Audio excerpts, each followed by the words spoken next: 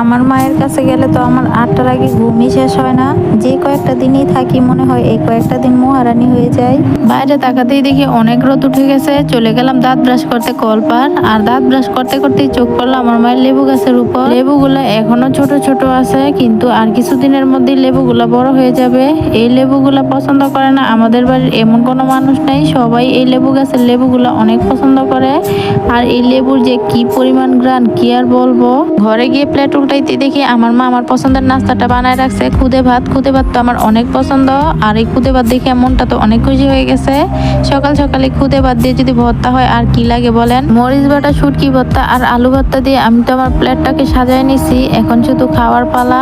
খাওয়ার সময় যখন একসাথে সব ভর্তা মিক্স করে মুখে দিতেছিলাম, মুখে যেন ব্লাস্ট করতেছিল, এত ভাল লাগতেছিল। আমার মায়ের হাতের ভর্তা কি আর বলবো, অসাধারণ হয়। আমার মনে হয় সবার কাছেই সবার মায়ের রান্না বান্না একটু বেশি ভালো লাগে। সারা বছর নিজের হাতে রান্না করে খাই, কিন্তু আমার মায়ের হাতের রান্না যেন একটু বেশি মজা লাগে। খাওয়া দাওয়া শেষ করে এখন আবার চলে যাব সকালবেলায় শ্বশুর বাড়িতে, কারণ বৈশাখ মাসে প্রায় দিনই বিকালে বৃষ্টি হয়, তাই বিকালের আশায় আর থাকবো না, সকাল সকালে চলে যাব।